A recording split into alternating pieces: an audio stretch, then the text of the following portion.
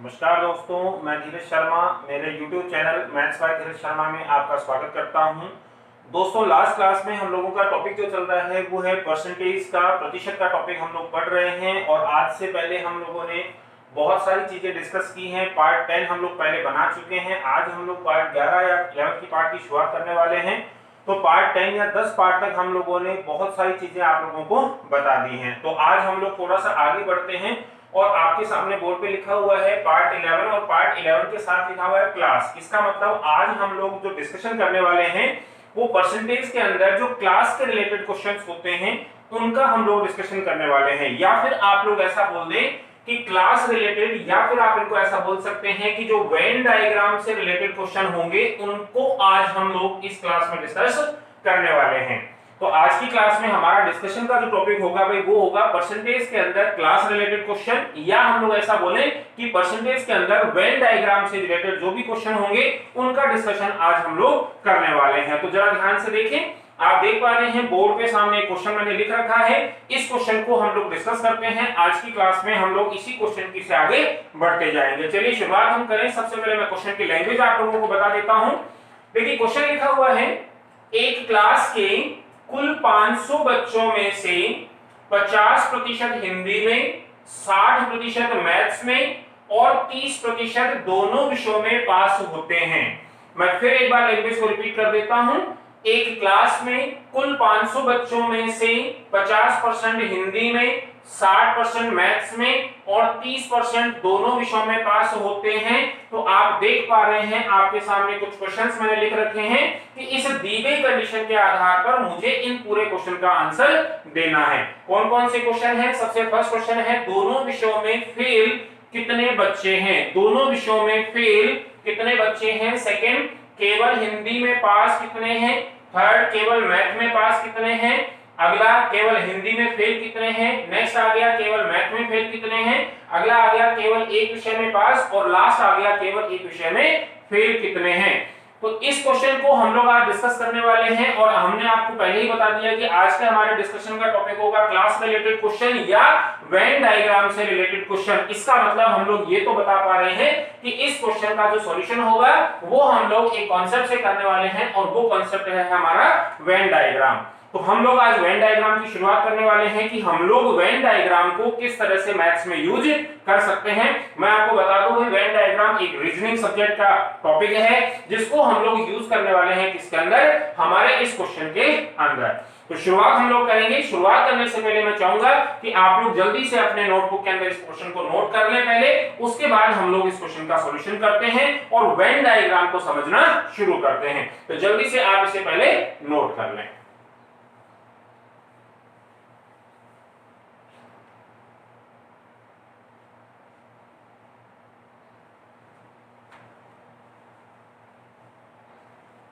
जैसा कि मैंने आप लोगों को आज बता दिया है कि आज की क्लास में हम लोग इस क्वेश्चन को सॉल्व करने वाले हैं, और हमारा सॉल्यूशन का जो कॉन्सेप्ट होगा वो होगा वेन डायग्राम। तो दोस्तों सबसे पहले हम लोग बात करें कि वेन डायग्राम क्या है, इसको हम लोग थोड़ा सा समझते हैं। कैसे? सुनिए। देखिए, वेन डायग्राम का मतलब है एक ऐसा डायग्राम जो हमें रिलेशन दिखाता है। ध्यान से सुनते चलिएगा भाई। क्यों?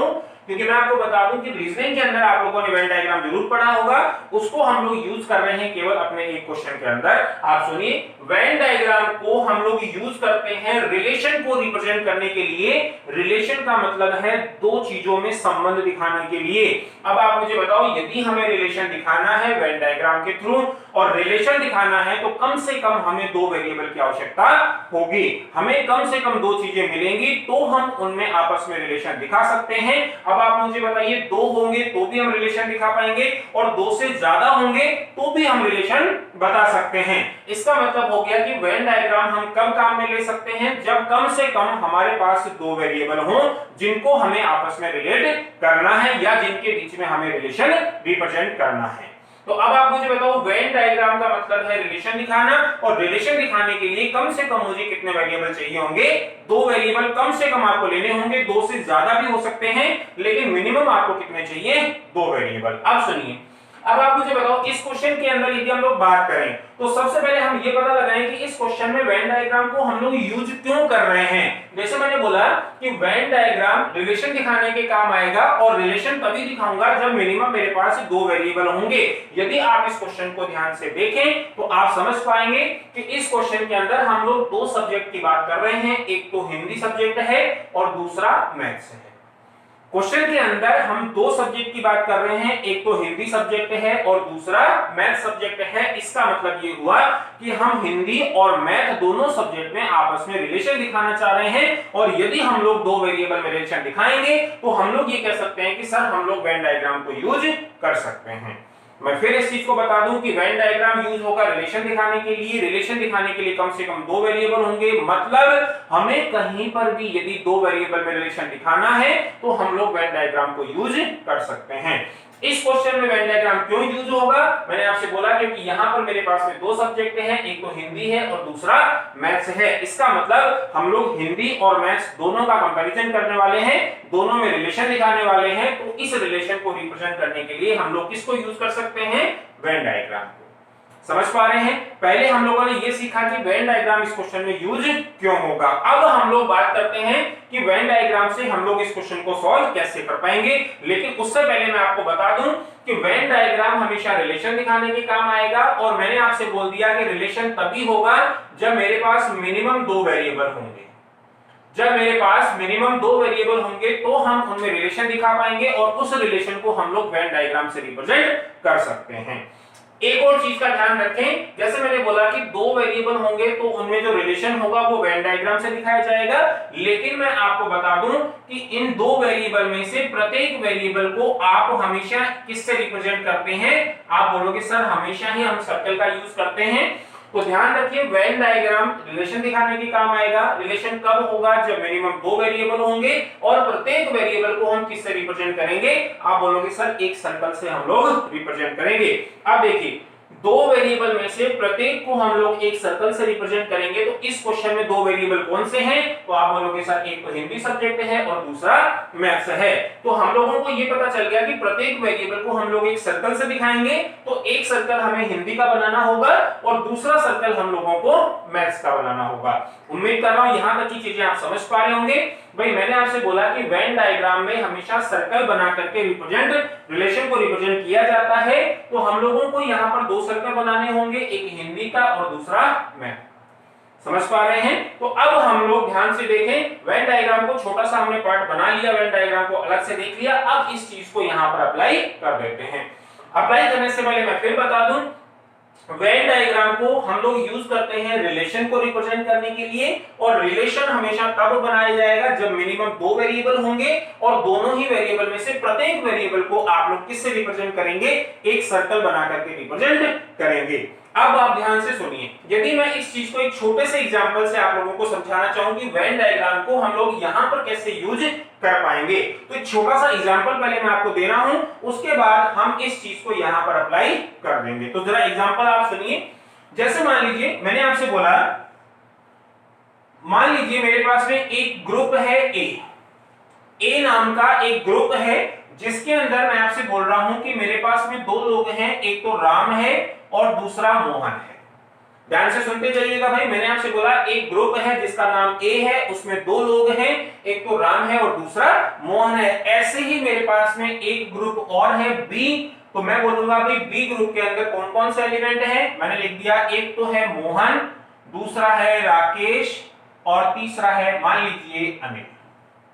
ये मैंने कुछ नाम आपके सामने एग्जाम्पल के तौर पर लिख दिए हैं। ए एक ग्रुप है जिसके अंदर दो लोग हैं, राम और मोहन। दूसरा ग्रुप है भी जिसमें मोहन, राकेश और अनिल हैं।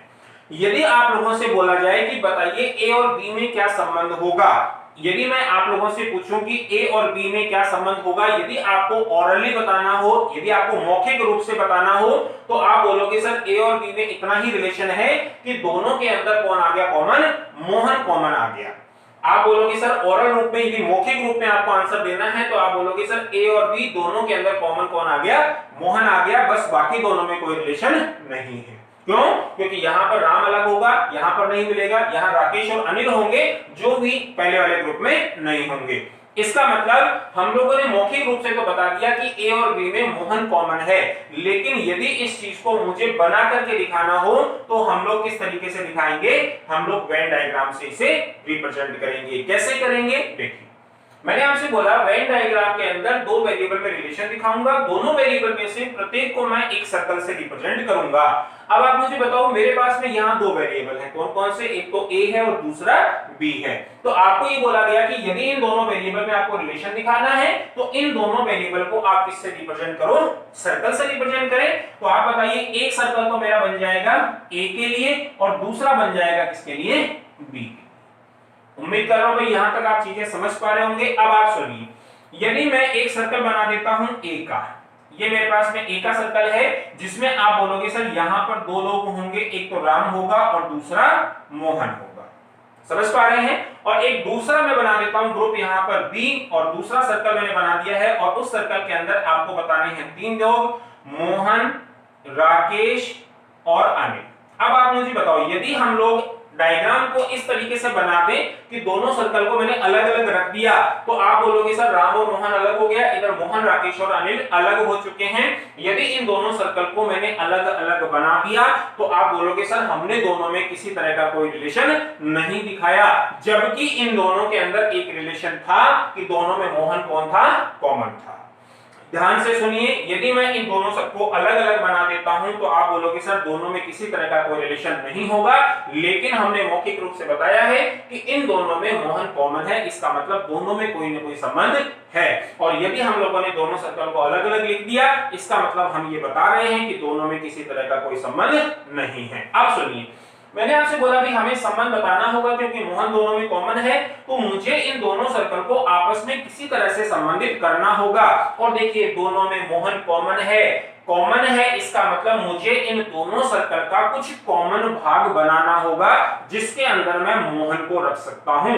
मैंने बोला मोहन दोनों में कॉमन है, और कॉमन है इसलिए मुझे दोनों सर्कल के अंदर कुछ कॉमन भाग बनाना पड़ेगा जिसमें मैं मोहन को रख पाऊंगा। तो क्या हम लोग इस डायग्राम को वापस से मैं बनाता हूं, देखिए मैंने बोल दिया कि एक सर्कल मैंने इस तरीके से बना दिया, ये है ए, और दूसरा सर्कल मैं इस तरीके से बनाऊंगा कि दोनों के अंदर कुछ मुझे कॉमन भाग मिल जाए। तो क्या हम लोग वो सर्कल इस तरीके से बना सकते हैं? तो मैंने आपके सामने दो सर्कल बना दिए हैं, ए और बी। अब आप मुझे बताओ कि क्या हमने ए और बी जो सर्कल बनाए हैं तो उनके बीच में हमें कुछ भाग ऐसा दिखाई दे रहा है जो दोनों के अंदर कॉमन है, जो ए में भी आ गया और बी में भी आ गया। इसका मतलब ये हुआ कि ए और बी में जो कॉमन है, जो दोनों के अंदर उपस्थित है, आप उसको इस कॉमन स्केच के अंदर रख देंगे। तो आप मुझे बताओ इन दोनों में कॉमन कौन है? आप बोलोगे सर मोहन है, तो मोहन को मुझे ए में भी रखना होगा, मोहन को मुझे बी में भी रखना होगा, मतलब दोनों में मुझे कॉमन रखना होगा। तो आप बोलोगे सर इस कॉमन वाली जगह पे आप किसको रख दें? मोहन को रख दें। जैसे ही मैंने यहाँ पर मोहन लिखा तो आप बोलोगे सर ये मोहन दोनों में काउंट हो गया, ए में भी आ गया और बी में भी आ गया। क्यों? क्योंकि ये भाग दोनों का क्या है? कॉमन भाग है। अब सुनिए, ए भाग के अंदर मेरे पास में दो लोग हैं, एक तो राम है और दूसरा मोहन है, जिसमें से मैं मोहन को ले चुका हूं। ए सर्कल के अंदर मैं मोहन को लिख चुका हूं। इसका मतलब मोहन के अलावा जो लोग बच गए हैं राम, उसको मैं ए के बचे हुए भाग में लिख दूंगा। आप बोलोगे सर यहां पर आ जाएगा राम। उम्मीद कर रहा हूं भाई ये चीज समझ पा रहे होंगे। ए सर्कल के अंदर मुझे दो लोगों को दिखाना है, एक तो राम है, दूसरा मोहन है। मोहन को मैं पहले लिख चुका हूं क्योंकि कॉमन है, जो बच गया उसको ए के बचे हुए भाग में लिख दिया। इसी तरीके से यदि मैं बी सर्कल को देखूं तो उसमें मुझे तीन लोगों को रिप्रेजेंट करना है, मोहन, राकेश और अनिल को, जिसमें से मैं मोहन को ले चुका हूं। तो जो लोग बच गए हैं उनको बी के बचे हुए भाग में लिखें। तो आप लोग बोलेंगे सर राकेश और अनिल हमें यहां पर मिल जाएंगे। उम्मीद कर रहा हूं ये डायग्राम आपको समझ आ चुका होगा। मैं फिर बता दूं, दोनों के अंदर मोहन कॉमन है, तो आपको दोनों सर्कल आप बना रहे हैं तो कॉमन को देखते हुए आपको सर्कल बनाने पड़ेंगे। दोनों सर्कल के बीच में कुछ कॉमन एरिया आपको रखना होगा, और इस कॉमन भाग के अंदर मैंने किसको रख दिया? जो दोनों में कॉमन होगा, और दोनों में कॉमन कौन है? मोहन है, तो हमने मोहन को बीच में रख दिया। मोहन के अलावा ए भाग के अंदर कौन बच गया? राम। तो राम को मैं ए के बचे हुए भाग में लिखूंगा। मोहन के अलावा बी भाग में कौन बच गया, राकेश और अनिल। तो मैं राकेश और अनिल को बी के बचे हुए भाग में लिख दूंगा। क्या हमने ए और बी दोनों को जो रिलेशन इनके बीच में है, क्या हमने वेन डायग्राम को यूज करके उनमें रिलेशन बता दिया है?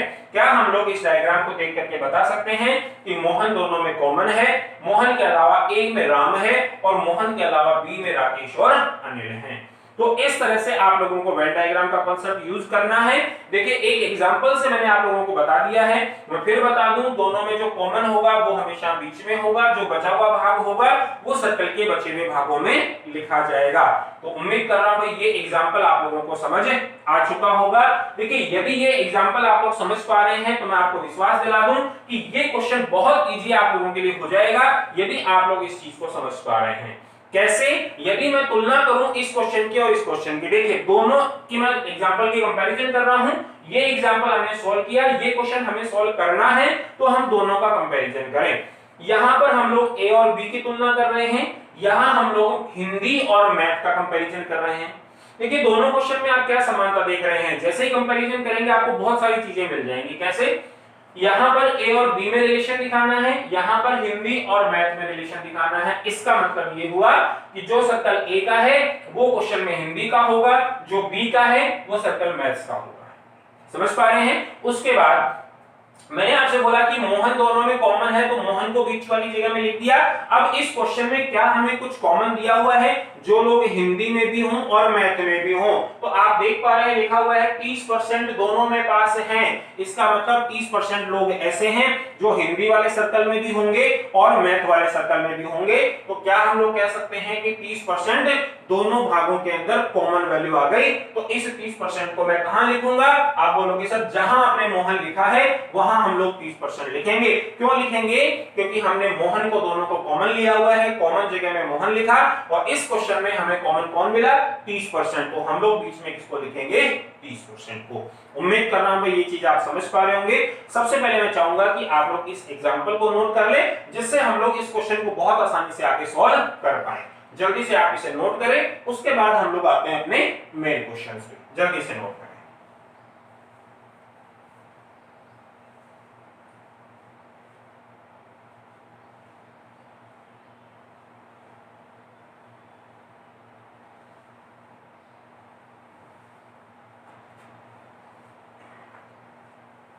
एक एग्जांपल से हम लोगों ने वेन डायग्राम को समझ लिया है। भाई एग्जांपल आपके सामने लिखा हुआ है, कॉमन भाग को बीच में रखूंगा, जो दोनों में बचा हुआ भाग है उनको सर्कल के बचे हुए भागों में लिख दूंगा, फिर क्वेश्चन को हम लोग सॉल्व करेंगे।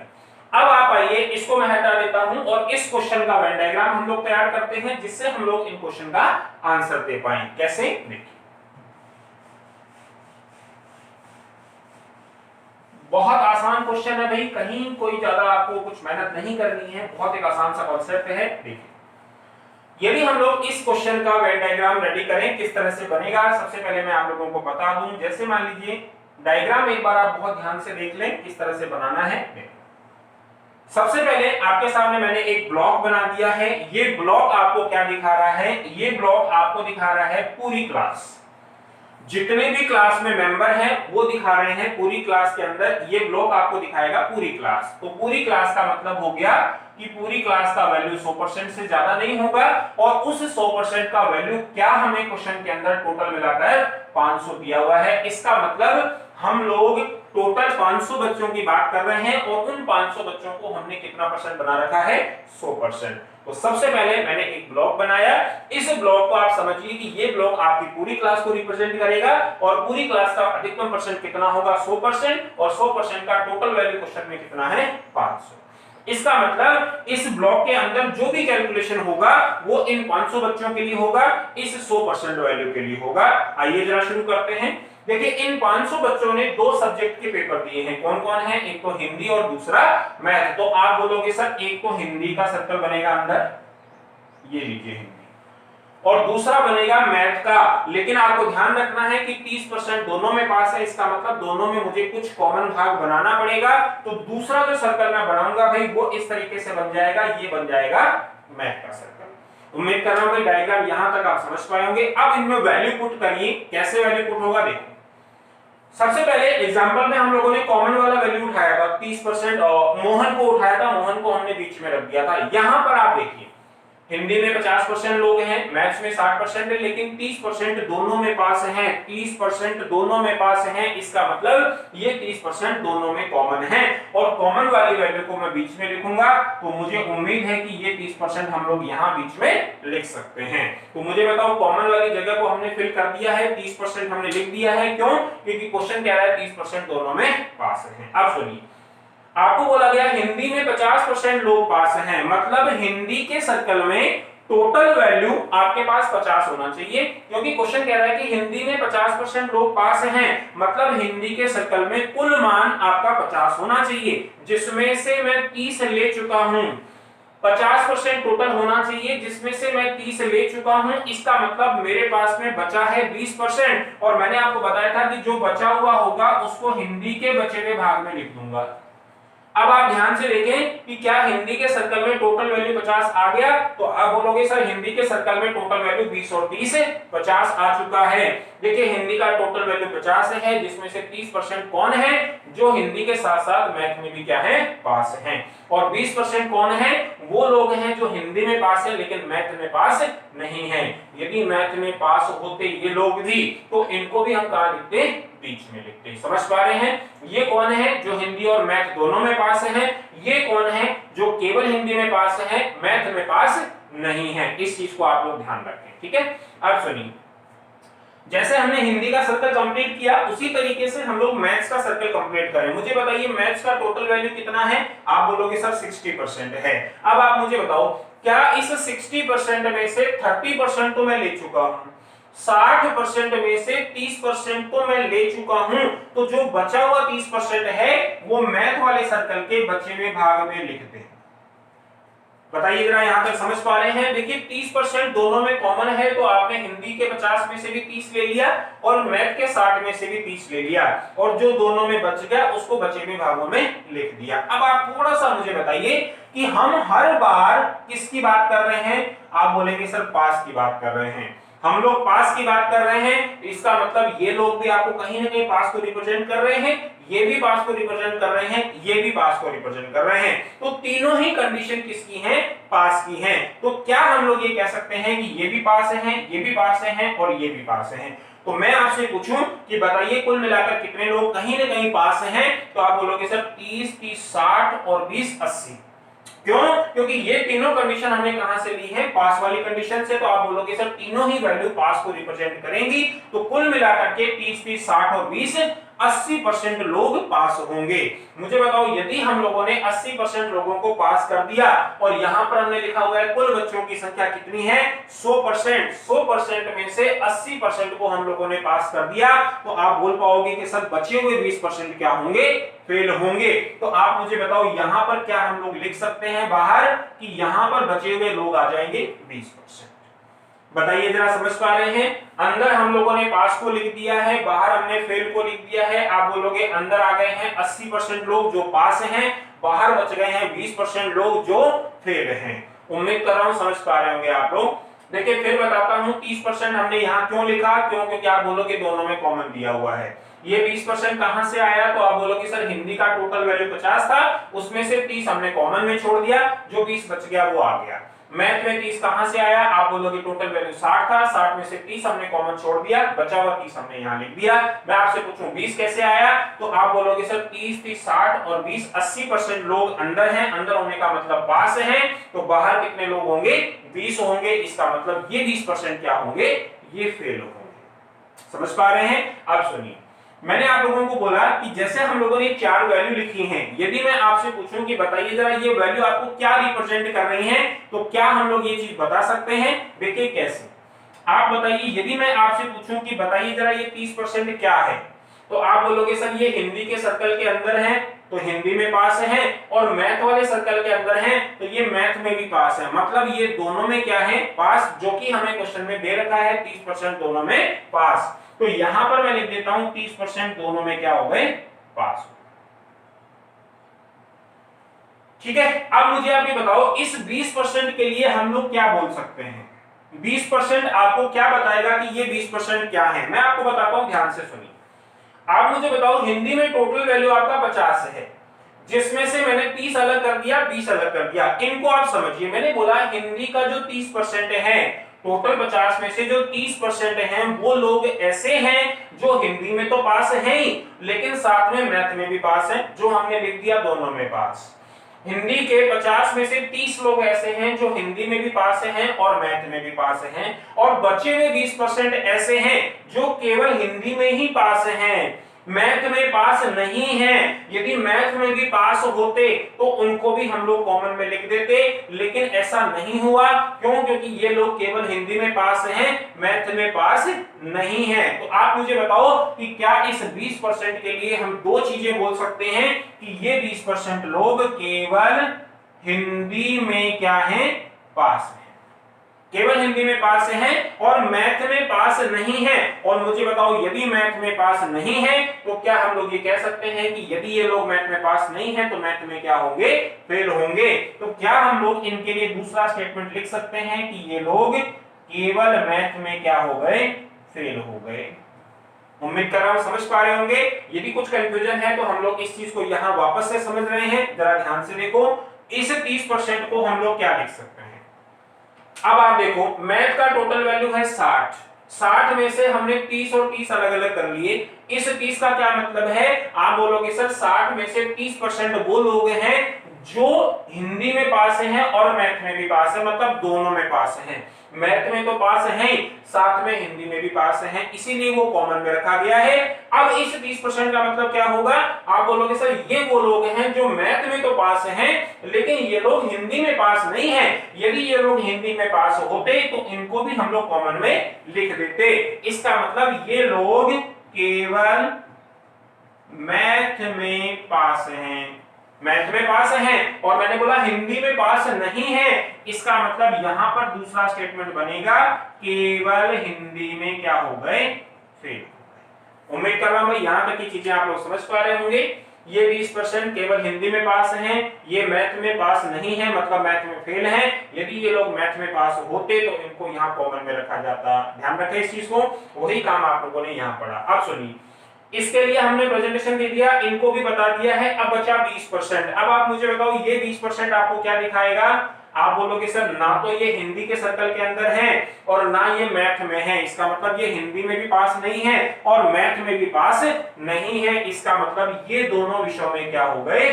फेल हो गए। उम्मीद कर रहा हूं भाई ये वेन डायग्राम आप लोग समझ पा रहे होंगे। ये बहुत आसान आपके क्वेश्चन को बना देगा। अब आप मुझे बताओ वेन डायग्राम हमारा कंप्लीट हो चुका है, अब आप लोग अपने आंसर पे आ जाएं। कैसे आंसर देना है देखिए, सिर्फ क्वेश्चन की लैंग्वेज पढ़िए, यहां से वैल्यू उठाइए और आंसर दीजिए, इतना ही काम आप लोगों को करना है। देखो सबसे पहला क्वेश्चन, दोनों विषयों में फेल। अब आप मुझे बताओ लिखा हुआ है सामने दोनों में फेल कितने लोग हैं? 20%। तो आप लोग डायरेक्ट कह सकते हैं कि सर दोनों विषयों में फेल कितने लोग होंगे? 20%। उम्मीद कर रहा हूं भाई समझ पा रहे होंगे चीजों को। उसके बाद लिखा हुआ है केवल हिंदी में पास। देखो सारी चीजें यहां लिखी हुई हैं, आपको यहां से उठानी है, आंसर देना है। केवल हिंदी में पास, केवल हिंदी में पास लिखा हुआ है, कितने लोग हैं? 20%। तो मैं यहां लिखूंगा फिर से 20%। अगला केवल मैथ में पास, देखिए लिखा हुआ है केवल मैथ में पास कितने लोग हैं? 30%। आंसर आ जाएगा 30%। अगला केवल हिंदी में फेल, लिखा हुआ है सामने जो लोग केवल मैथ में पास हैं वो लोग केवल हिंदी में क्या हैं? फेल भी हैं। तो केवल मैथ में पास 30% लोग हैं, तो यही 30% किसका आंसर होगा? केवल हिंदी में फेल का। तो हिंदी में फेल भी कितने लोग होंगे? 30%। समझ पा रहे हैं? अगला क्वेश्चन है केवल मैथ में फेल। अब आप बताओ केवल मैथ में फेल कौन होगा? जो केवल हिंदी में पास होगा, जिसका आंसर कितना है? 20%। तो ये आ गया 20%। तो 5 क्वेश्चन हमने बड़े आसान तरीके से आंसर दे दिए हैं। लास्ट के मुझे 2 क्वेश्चन और करने हैं, मैं आप लोगों को आंसर बताने वाला हूं। सबसे पहले आप इस डायग्राम को नोट करें और इन 5 क्वेश्चंस के आंसर नोट करें। बहुत आसान एग्जांपल है, कहीं कुछ नहीं है, जल्दी से नोट करो। आगे हम लोग 2 क्वेश्चन की बात और करते हैं।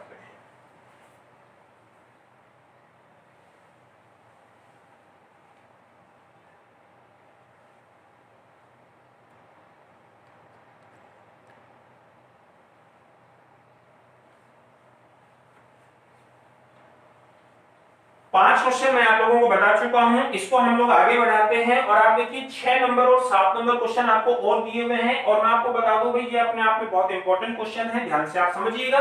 कैसे?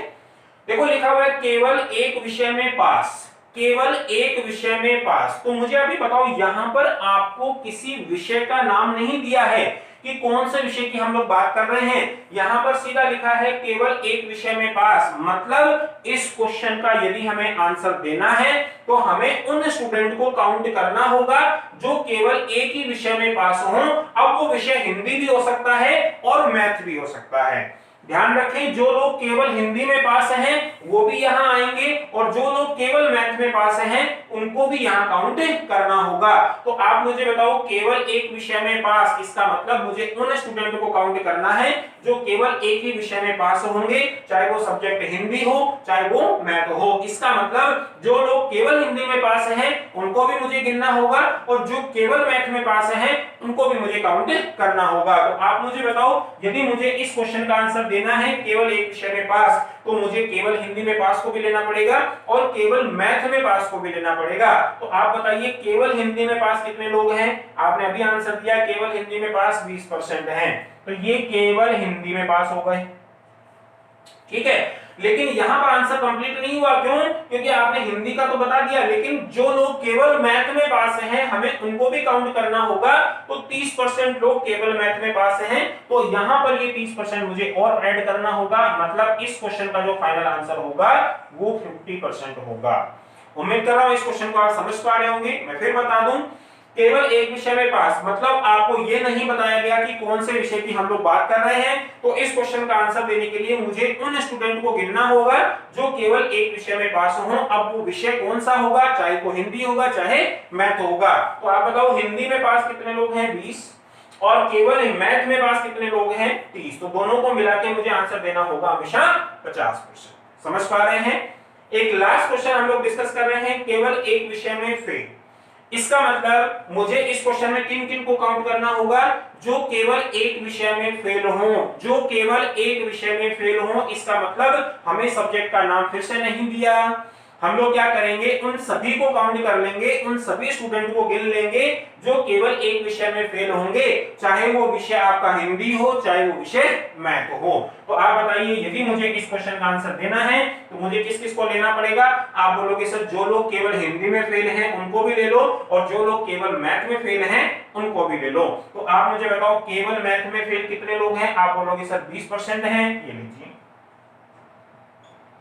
और दूसरे तरफ लिखा हुआ है केवल हिंदी में फेल कितने लोग हैं? 30% हैं, तो आप यहां पर इसको 30% को भी लीजिए, मतलब इस क्वेश्चन का आंसर भी आपका क्या होगा? 50%। तो आप मुझे बताओ लास्ट के जो दोनों क्वेश्चन हैं केवल एक विषय में पास या केवल एक विषय में फेल, इन दोनों का आंसर आप लोगों ने दिया है सेम। यदि मैं आप लोगों से पूछूं कि बताइए क्या इन दोनों क्वेश्चन का आंसर हमेशा ही सेम होगा? क्या लास्ट वाले दोनों क्वेश्चन केवल एक विषय में पास और केवल एक विषय में फेल, क्या इन दोनों क्वेश्चन का आंसर हमेशा ही सेम होगा? तो आप ये बोल सकते हैं कि सर इन क्वेश्चन का आंसर हमेशा सेम होगा। क्यों?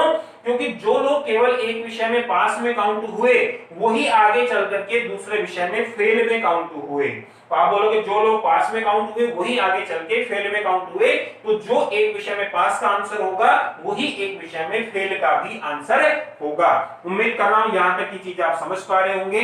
बहुत आसान सा कॉन्सेप्ट है, 7 क्वेश्चन मैं आप लोगों को करा चुका हूं। जल्दी से इन दोनों क्वेश्चन को नोट कर लें। एक छोटा सा एग्जांपल मैं आप लोगों के लिए और लिख रहा हूं, मिलकर के हम लोग उसको सॉल्व करते हैं, उसके बाद आज की इस क्लास को एंड करते हैं। जल्दी से आप लोग नोट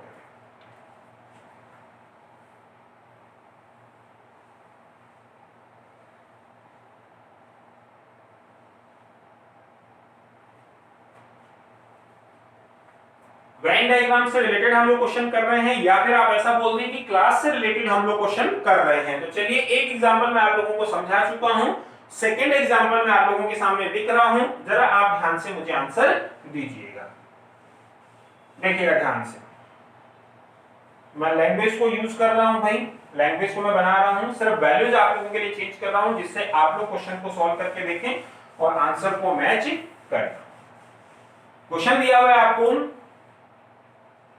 एक क्लास में टोटल 1000 स्टूडेंट हैं उनमें से 60% पास हैं हिंदी में, 70% पास हैं मैथ्स में और 40% पास हैं दोनों में। क्वेश्चन आपके सामने मैं फिर बोल देता हूं, लैंग्वेज में बोल देता हूं, क्वेश्चन सेम है आपके। क्वेश्चन की लैंग्वेज क्या है वो सुनिए। एक क्लास के टोटल 1000 स्टूडेंट में से 60% पास हैं हिंदी में, 70% पास हैं मैथ्स में और 40% पास हैं दोनों में। तो आपको इन सभी क्वेश्चन के आंसर देने हैं। लैंग्वेज में फिर बोलता हूं, एक क्लास के टोटल 1000 बच्चों में से 60% पास हैं हिंदी में, 70% पास हैं मैथ्स में और 40% पास हैं दोनों में। इन्हीं क्वेश्चन के आंसर आपको देने हैं। इस क्वेश्चन को करने के लिए ज्यादा से ज्यादा आपको 6 से 7 सेकंड लगने चाहिए, इससे ज्यादा का समय आप लोगों को नहीं लगाना है। देखिए कैसे, आप लोग मुझे आंसर दीजिए। अब देखिए समझ लिया है हमने इस क्वेश्चन को, अब हमें बार बार सारी चीजें लिखने की जरूरत नहीं है, हम लोग देख करके पहचान जाएंगे कि ये वैल्यू किसको रिप्रेजेंट करेगा। तो आप बताइए, ये जो ब्लॉक बना है ये 100% के लिए है और क्वेश्चन में 100% का वैल्यू 1000 या 1000 है। अब सुनिए, मुझे दो सर्कल बनाने हैं भाई और दोनों सर्कल के अंदर मुझे कुछ कॉमन एरिया दिखाना होगा क्योंकि क्वेश्चन में आपको कॉमन एरिया बोला हुआ है। अब देखो, कॉमन वाला वैल्यू सबसे पहले पुट करूंगा 40%, तो सबसे पहले आ जाएगा 40। उसके बाद सुनिए, मैंने बोला हिंदी का टोटल वैल्यू होना चाहिए 60, 60 में से 40 में ले चुका हूं, बचा हुआ 20% यहां पर आएगा। समझ पा रहे हैं। उसके बाद मैथ का टोटल वैल्यू है 70, 70 में से मैं 40 कॉमन के रूप में ले चुका हूं, बचा हुआ 30% आ जाएगा यहां। तीनों ही वैल्यू आप लोगों की पास की है, इसका मतलब ये सभी वैल्यू जो है वो आपको पास को रिप्रेजेंट करेंगी। कितना हो चुका है, 40, 30, 70 और 20, 90। इसका मतलब 90% लोग पास हो चुके हैं। बाहर कितने लोग आ चुके हैं, आप बोलोगे सर 10%। तो क्या हम लोग आंसर दे सकते हैं, आप बोलोगे सर दोनों में फेल हैं 10%। ये मेरे पास में दोनों में फेल हैं। यदि मैं आपको पूछूं ये क्या है, तो आप बोलोगे सर ये केवल मैथ में क्या है, पास हैं, या हम लोग इनके बारे में लिख सकते हैं केवल हिंदी में फेल हैं। इसका कारण मैं आपको समझा चुका हूं भाई, ध्यान रखें। इसको हम लोग बोल सकते हैं दोनों में पास। इसके लिए हम लोग लिख सकते हैं कि केवल हिंदी में पास हैं, या हम लोग बोल सकते हैं केवल मैथ में फेल हैं। उम्मीद कर रहा हूं सारी चीजें समझ पा रहे होंगे। अब डायरेक्ट अब आपको आंसर देना है। कैसे, दोनों विषयों में फेल, आंसर उठाइए 10%। केवल हिंदी में पास, आंसर उठाइए 20%। केवल मैथ में पास, आंसर उठाइए 30%। केवल हिंदी में फेल, केवल हिंदी में फेल कौन होगा, जो मैथ में पास होगा। मैथ में पास कितने लोग हैं, 30%। देख पा रहे हैं, इसी के साथ लिखा हुआ है हिंदी में फेल, इसका मतलब इसका भी आंसर 30%। अगला, केवल मैथ में फेल, मैथ में फेल कितने लोग हैं, जो हिंदी में पास होंगे। हिंदी में पास कितने लोग हैं, 20%। देख पा रहे हैं, लिखा हुआ है मैथ में फेल, तो इस क्वेश्चन का आंसर होगा 20%। अगला क्वेश्चन, केवल एक विषय में पास, केवल एक विषय में पास कौन कौन होंगे, ये एक विषय में पास हैं, दूसरे में फेल हैं। ये एक विषय में पास है, दूसरे में फेल है, मतलब मुझे इन दोनों को ऐड करना होगा, जोड़ना होगा। तो 20 और 30 को जोड़ूंगा तो इसका आंसर आ जाएगा 50%। और मुझे बताओ, केवल एक विषय में फेल, जो एक विषय में पास है वही दूसरे में क्या है, फेल है। जो एक में पास है वही दूसरे में क्या है, फेल है। इसका मतलब मुझे फिर से इन दोनों को जोड़ना होगा, तो इस क्वेश्चन का आंसर भी क्या होगा, 50%। और मैं आपको पहले बता चुका हूं कि इन दोनों क्वेश्चन का आंसर हमेशा सेम होगा। उम्मीद कर रहा हूं समझ पा रहे होंगे, बहुत आसान क्वेश्चन। और देखिए अभी हम लोग ये सारी वैल्यू परसेंटेज के रूप में निकाल चुके हैं। मैं आपको बता दूं, यहां पर हमको दिया हुआ है वैल्यू। यदि आपको क्वेश्चन परसेंटेज पूछ रहा है तो परसेंट के रूप में आंसर दीजिए। यदि आपको वैल्यू पूछ रहा है तो ये सभी परसेंट आपको कहां से निकालने होंगे, टोटल में से। इसका मतलब दोनों विषयों में फेल 10%, लेकिन 10% किसका, 1000 का। समझ पा रहे हैं। केवल हिंदी में पास 20%, 20% किसका, 1000 का। इसी तरीके से यदि आप लोगों को परसेंट के रूप में आंसर देने हैं तो परसेंट के रूप में दीजिए। यदि वैल्यू के रूप में देने हैं तो ये सारी वैल्यूज आपको कहां से निकालनी होंगी, जितनी भी संख्या आपको टोटल की दी हुई है, मतलब इस क्वेश्चन में कितना, 1000। उम्मीद कर रहा हूं भाई यहां तक का कॉन्सेप्ट आप लोग समझ पाए होंगे। मैं आपको बता दूं, अगले वीडियो में इसी का एक दो एग्जांपल हम लोग और करने वाले हैं, जिससे ये और आप लोगों के दिमाग से बहुत अच्छा क्लियर हो जाए। बहुत आसान कॉन्सेप्ट है, वेन डायग्राम को हम लोग यूज कर रहे हैं। उम्मीद कर रहा हूं भाई यहाँ तक की चीजें आप लोगों को समझ आ रही होंगी। तो दोस्तों यदि आप लोगों को हमारी मेहनत, हमारे वीडियोस पसंद आ रहे हैं तो इनको लाइक करिए, ज्यादा से ज्यादा शेयर करें और चैनल को सब्सक्राइब करना ना भूलें। तो आज के लिए इतना ही। Thank you so much.